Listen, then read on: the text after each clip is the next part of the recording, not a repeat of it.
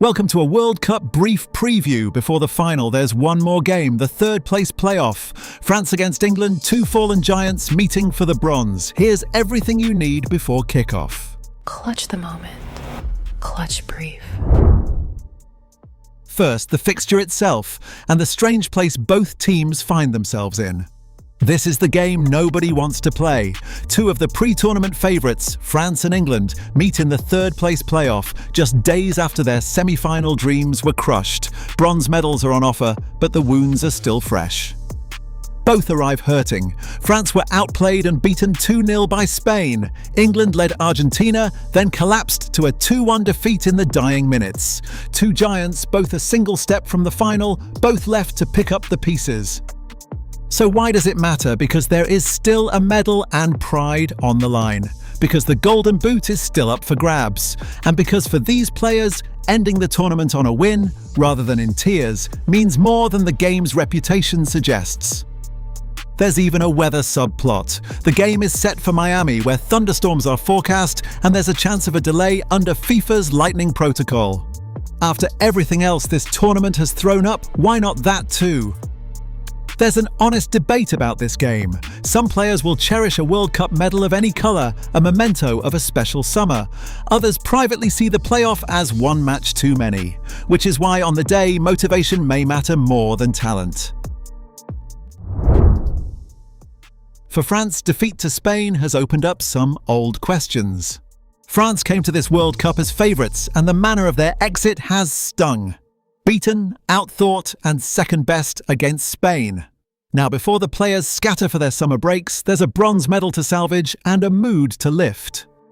And not everyone held their tongue. Kylian Mbappé took aim at the tactics after the defeat, suggesting France should have gone man-to-man and admitting Spain were superior in midfield. From the captain, pointed words indeed. Deschamps complained to FIFA about the referee while also acknowledging France's technical inferiority. But the deeper questions are about him. After years of success, this exit has put one of the most decorated managers in the game firmly under the microscope. The criticism cut deep.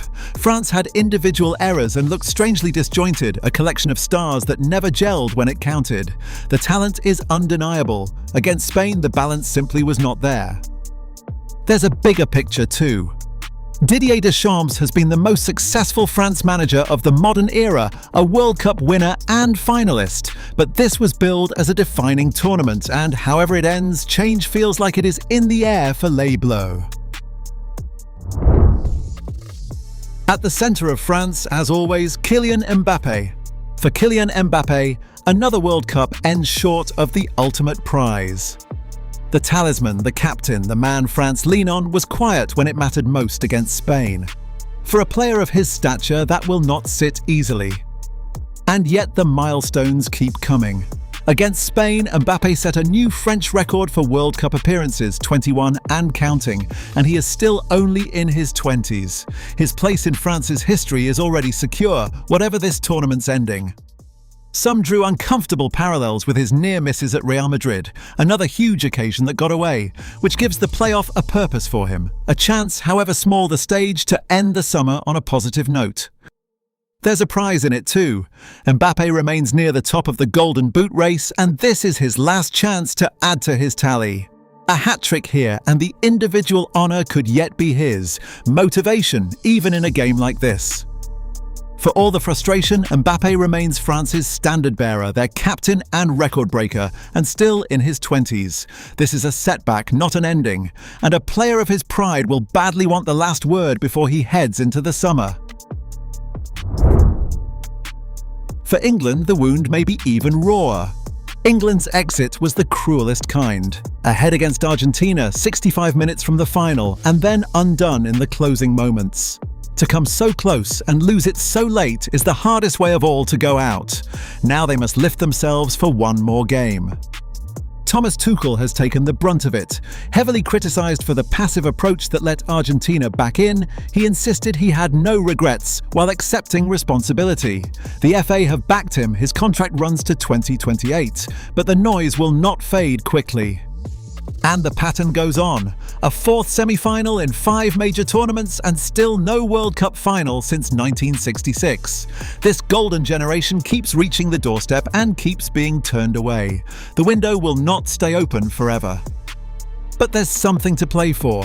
England have not finished in the top 3 at a World Cup since they won the whole thing in 1966. Win the bronze here, and this would be their best World Cup result in 60 years. Not nothing on a bitter week. And there is a future to hold on to. Bellingham, Saka, Rice and Gordon are all still young, the spine of a team that will go again at the next Euros and beyond. The pain is real, but so is the potential. This story is not finished. And leading England out once more, Harry Kane. Harry Kane's search for a major trophy with England endures. The captain, England's greatest goal scorer, has given everything at this tournament and once again finds the biggest prize just out of reach. The playoff is a smaller consolation than he came for. But there are records within reach. Kane passed Pele's World Cup goal tally on this run and he remains in the hunt for the Golden Boot.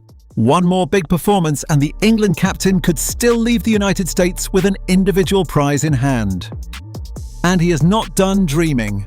Pointing to Lionel Messi, who won it all in his mid-30s, Kane insisted he has more World Cups left in him.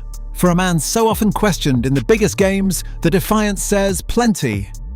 There's a nice subplot too. Kane will face his Bayern Munich teammate Michael Olise, one of France's brightest sparks, on the opposite side. 2 club colleagues, rivals for a day, each chasing a fitting end to a memorable tournament. There's a personal narrative too. Kane has often been questioned in the very biggest games, fairly or not.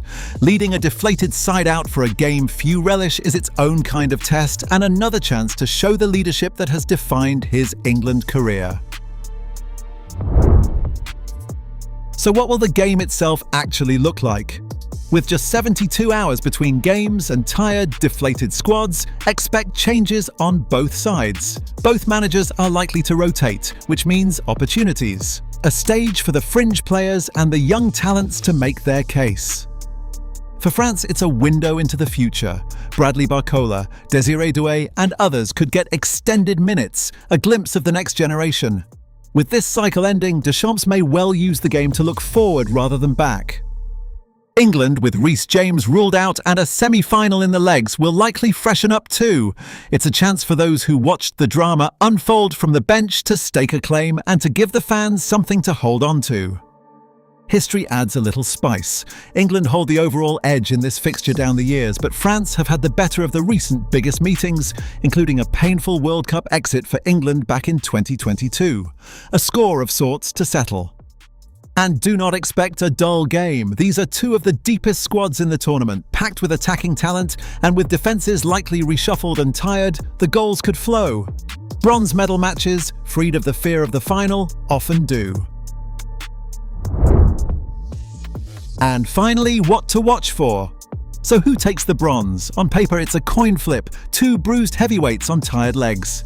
It may come down to who wants it more, and to the stars Mbappé and Kane, chasing that golden boot and one last moment of joy in a bitter week. Keep your eyes on the strikers and on which side recovers fastest from the heartbreak. It won't have the drama of a final, but there's a medal, there's the golden boot, and there's pride. For these teams right now, that will have to be enough.